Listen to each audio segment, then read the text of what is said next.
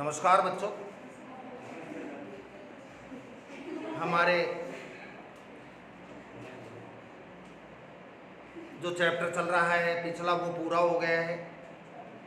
आज हम चैप्टर की शुरुआत कर रहे हैं भय नामक अध्याय से। अध्याय का नाम, पाठ का नाम है भय और राइटर हैं, लेखक हैं आचार्य रामचंद्र शुक्ल। सबसे पहले हम भय शब्द के बारे में सोचें। भय का मतलब होता है डर, और डर एक ऐसा शब्द है जिसका अर्थ लगभग सब जानते हैं। अभी मैं कहूं किसी को कि खड़ी हो इधर आ, तो वो बच्ची या वो बच्चा कह देगा कि सर डर लगता है। हो सकता है कि उसको ये हो कि मैं उसके मारूं या उसको पीटूं। और ये भय का भाव प्राणियों से लेकर पशु पक्षियों तक में होता है। यदि भय या डर का भाव नहीं होता किसी में, कुछ लोग हैं जिनमें भय का भाव नहीं होता। कौन है वो? बच्चा। छोटा बच्चा होता है जो घुटनों के बल चलता है, उसमें भय या डर का भाव नहीं होता है। आपने कभी देखा हो कि तुम जा रहे हो, घर पे बैठे हो, सांप निकल आई तो तुम डर जाओगे, भाग जाओगे। हाँ, ऐसे किसी चिल्लाने लगोगे, किसी को पुकार कर बुलाओगे कि भाई सांप आ गया, सांप आ गया। होता है ना? आप खुद उसको मारने की कोशिश नहीं करोगे। यदि आप कोशिश भी करोगे और वो बच गया तो फिर आपके ऊपर वार करेगा। तो कोई एक्सपर्ट जो सांप को मारने में हो उसको बुलाया जाता है। तो आप तो डर जाओगे। छोटा बच्चा खेल रहा है, सांप आ गया, वो तो सांप को भी पकड़ लेगा। उसको थोड़े मालूम है इसको पकड़ने का, इसके हाथ लगाने का क्या घातक परिणाम हो सकता है। भय का जो भाव है प्राणियों में कुछ समय तक रहता है, कुछ समय बाद गायब हो जाता है, फिर अपने हिसाब से वो आ जाता है। एक घटना बता रहा हूं भय की। क्या होता है भय? हो सकता है पहले मेरी सुनाई हुई हो, ये बताई हुई हो।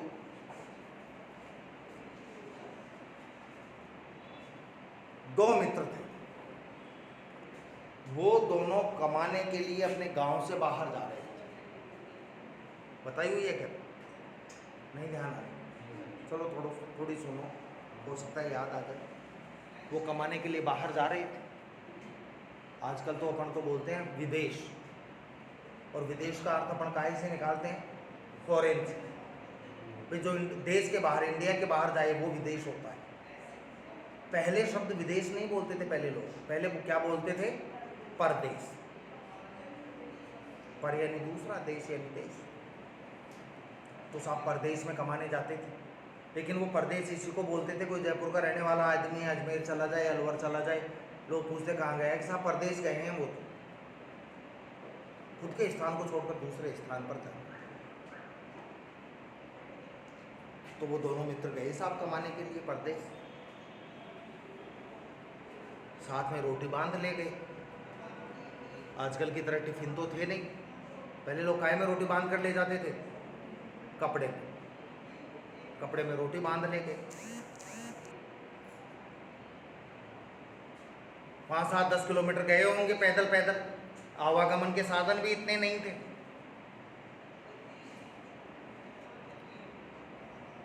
एक पेड़ आया घना, वहाँ पानी था, वहाँ पानी पिया उन लोगों ने।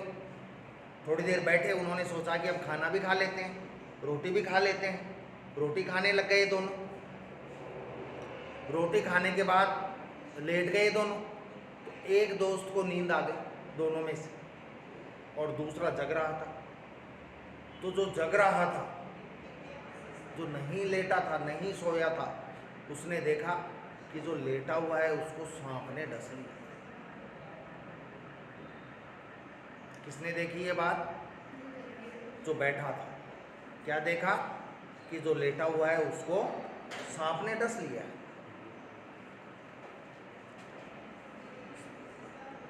तो वो सांप डस कर चला गया। उसने अपने मित्र को जगाया कि खड़ा हो, चलना नहीं है क्या तेरे को? यहीं पे आराम करेगा क्या? कितना समय हो गया?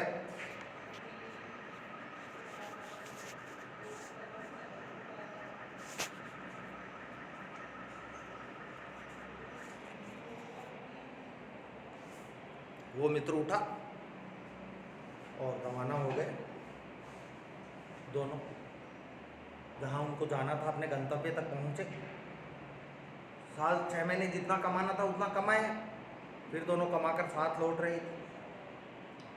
रास्ते में आते टाइम वही पेड़ आए, उसी पेड़ के नीचे बैठे। अंतर ये था, जाते टाइम रोटी लेकर गए थे, आते टाइम रोटी नहीं लाए थे, क्योंकि वहाँ से कौन बना कर देता। तो वो पानी पीकर बैठे। तो जो जाते समय जो मित्र, एक तो सो गया था और एक जग रहा था। जो जग रहा था मित्र, उसने कहा कि यार तेरे को मालूम है क्या कि अपन जाते टाइम इसी पेड़ के नीचे बैठे थे? कि हाँ याद है, अपन ने खाना भी खाया था। तो फिर तू सो गया था? कि हाँ मेरे को याद है, सोया था। फिर तूने उठाया था मेरे को? कि हाँ यार। तो मैंने तेरे को उस समय नहीं बताया था कि क्या, कि जब तू सो रहा था तो तेरे को सांप ने डस लिया था? कि सही बता कि वास्तव थोड़ी देर बाद वो मित्र मर गया। कौन सा? जिसको सांप ने डसा था। अब एक प्रश्न आ रहा है यहाँ, क्या सांप का जो जहर का प्रभाव था वो इतने दिनों के बाद अब हुआ क्या? सांप के विष का प्रभाव अब हुआ क्या? नहीं, अब नहीं हुआ। फिर कैसे मरा वो डर या भय से मरा। पाठ का नाम क्या है? भय। समझ में आ गई बात? हम जंगल से जा रहे हैं, रात का समय, आधी रात का समय है, घने जंगल से हम अकेले जा रहे हैं। और खूब सुना भी है, आपने भी सुना होगा कि जब डर लगे तो हनुमान चालीसा बोल लेनी चाहिए। हाँ, याद तो कर लेना, पता नहीं कब जरूरत पड़ जाए। याद तो होगी, याद तो मेरे भी, हनुमान चालीसा। तो जंगल से गुजरते हुए हनुमान चालीसा पढ़ना, ये सुना जाता है कि उससे डर या भय कम हो जाता है। वास्तव में कोई डर या भय कम नहीं होता। इसके मूल में क्या कारण बताया है कि हम जा रहे हैं, हमारे मन में है यार सामने भूत आ सकता है। भूत कैसा होगा? पकड़ लेगा अपने को, उसके बड़े हाथ होंगे, लंबे नाखून होंगे। पकड़ लिया तो क्या होगा? गर्दन दबाएगा या पेट को फाड़ देगा नाखूनों से? क्या करेगा? ये विचार आ रहे हैं हमारे। और जब हम हनुमान चालीसा पढ़ने लग जाएंगे तो हमारा जो ध्यान है वो डाइवर्ट हो जाएगा। हनुमान चालीसा की लाइनों में को पढ़ने में लगेगा हमारा ध्यान। हमारा मन उधर से हटकर उधर चला जाएगा और वो रास्ता पार हो जाएगा। पूरा रास्ता पार हो गया, हम कहेंगे कि यार देख, हनुमान चालीसा से डर ही नहीं लगा। अरे हनुमान चालीसा से डर नहीं लगा, ऐसी कोई बात नहीं है। वो जो डर का भाव था तुम्हारे मन में, वो किधर चला गया? वो हनुमान चालीसा पढ़ने में लग गया। डर की तरफ, भय की तरफ तुम्हारा ध्यान गया ही नहीं। समझ में आ गई बात?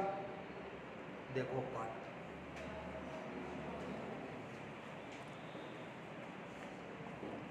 आचार्य रामचंद्र शुक्ल का जन्म 1886 में हुआ।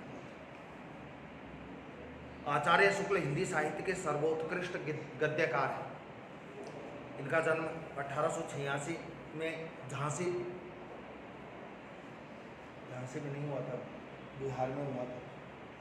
झांसी तो एमपी में, बता दूंगा अभी जगह का नाम ध्यान आएगा। आचार्य शुक्ल ने क्या किया है?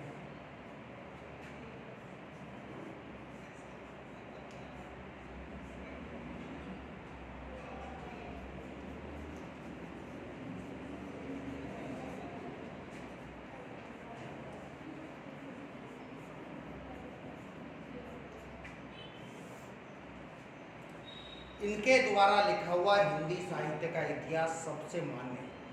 हिंदी साहित्य का इतिहास लिखा है। हिंदी साहित्य के इतिहास को 4 भागों में बांटा है: आदिकाल, मध्यकाल, रीतिकाल, आधुनिक काल।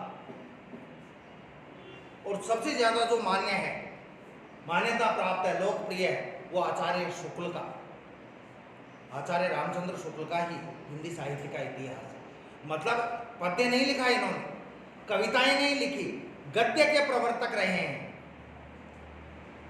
हिंदी शब्द सागर इनकी प्रमुख रचनाएं हैं।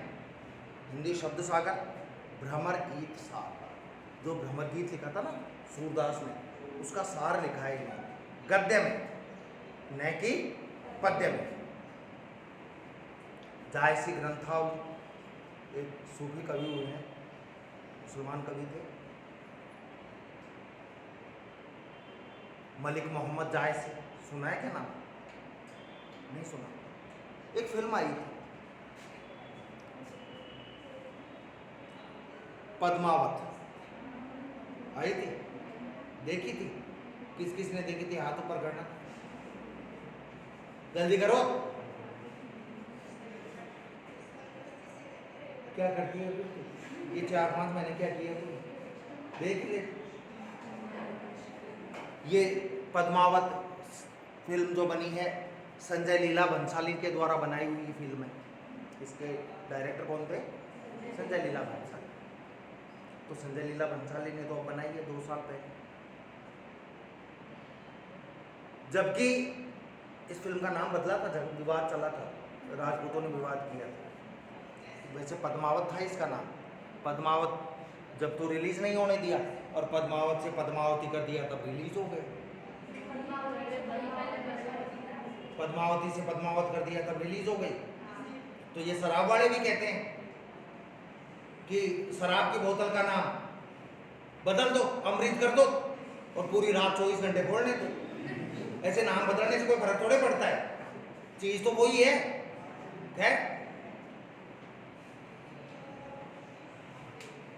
संजय लीला भंसाली ने 2 साल पहले ये फिल्म बनाई है, जबकि हजारों साल पहले मलिक मोहम्मद जायसी ने लिख दिया था पद्मावत। उसमें पद्मावती का पूरा वर्णन है।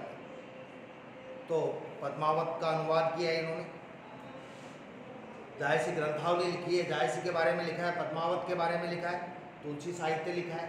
मतलब ये 3 चीजें देख ली आपने, भ्रमर गीत सार, जायसी ग्रंथावली और तुलसी साहित्य। मतलब जो लिखा हुआ था उसी के बारे में लिखा है इन्होंने। लेकिन इन्होंने इतना जरूर किया, गद्य था तो गद्य में लिख दिया, और पद्य यदि था तो उसको गद्य रूप में लिखा है। विविध ग्रंथों का उन्होंने संपादन किया। हिंदी की सैद्धांतिक समीक्षा के मानदंडों की स्थापना के संदर्भ में शुक्ल जी का अप्रतिम योगदान रहा। अप्रतिम, जिसकी तुलना ही न हो सके, ऐसा योगदान रहा है। वे मूलतः आलोचक और विचारक थे, साहित्यकार नहीं थे ये, आलोचक और विचारक। आलोचक किसे कहते हैं? आलोचक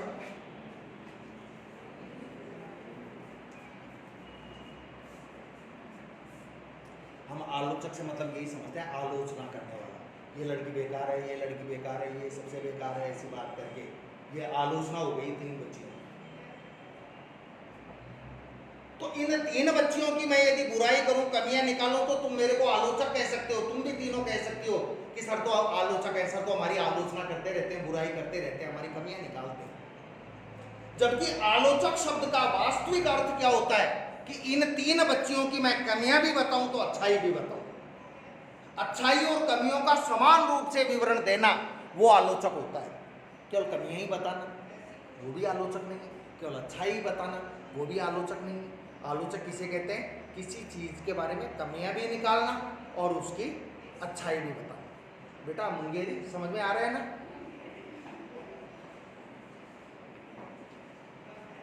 हिंदी की सैद्धांतिक समीक्षा के मानदंडों की स्थापना में शुक्ल जी का अप्रतिम योगदान रहा है। वे मूलतः आलोचक और विचारक थे। 1904 में, इंपॉर्टेंट चीज है ये, 1904 ईस्वी से उनके निबंध सरस्वती और आनंद कादम्बिनी आदि प्रमुख पत्रिकाओं में छपते रहे। ज़्यादातर इन्होंने निबंध ही लिखे हैं शुक्ल जी ने। जो निबंध इनके कहाँ छपते रहे? 1904 से छपते रहे। शुक्ल जी के निबंध 1904 से छपते रहे। काय में? एक तो सरस्वती में पत्रिका थी और एक आनंद कादम्बिनी, इनमें 1904 से इनके निबंध छपते रहे। प्रौढ़ निबंधों का संग्रह है चिंतामणि भाग 1 व 2 प्रकाशित हुआ। चिंतामणि भाग 1 पर उन्हें मंगला प्रसाद पारितोषिक प्राप्त हुआ, साहित्य का बड़ा पुरस्कार है, अवार्ड है, मंगला प्रसाद, वो मिला इनको। इनके प्रमुख निबंधों, गुप्त जी के प्रमुख, शुक्ल जी के प्रमुख निबंधों में उत्साह, करुणा, क्रोध, श्रद्धा और भक्ति, लज्जा और ग्लानि, लोभ और प्रीति, घृणा, भय आदि मनोविकारों संबंधित निबंधों में उनके मन और बुद्धि का अद्भुत सामंजस्य दिखाई देता है। यानी निबंध लिखे हैं और एक से एक खतरनाक निबंध है। वो एक अलग बात है कि पढ़ते समय बोर करते हैं थोड़े। इन निबंधों के माध्यम से शुक्ल जी ने लोग यानी संसार की विविध परिस्थितियों के आचार व्यवहार के बारे में बताया, क्या आचरण करते हैं लोग, क्या व्यवहार करते हैं, उनके बारे में बताया, और संघर्षों के बीच में पड़े मन की व्याख्या की है। जब संघर्षों में हम गिर जाते हैं तो हमारे मन की क्या स्थिति होती है, इसके बारे में शुक्ल जी ने बताया। सुख व दुख की मूल प्रवृत्ति ही जीवन को गतिशील बनाती है। जीवन गतिशील कब बनता है? जीवन गतिशील कब बनता है? जब जीवन में सुख और दुख दोनों आए। जीवन का मजा आता है जब जीवन में सुख और दुख दोनों हों। जीवन में सुख ही सुख हो, जीवन में सुख ही सुख हो तो उसको भी पूर्ण जीवन नहीं कहा जा सकता है, और जीवन में दुख ही दुख हो उसको भी पूर्ण जीवन नहीं कहा जा सकता है। पूर्ण जीवन किसको कहा जाएगा? जिसमें सुख और दुख दोनों हो। हाँ, ये हो सकता है कि सुख ज़्यादा हो या दुख ज़्यादा हो। ठीक है बच्चों, आज के लिए इतना ही। धन्यवाद।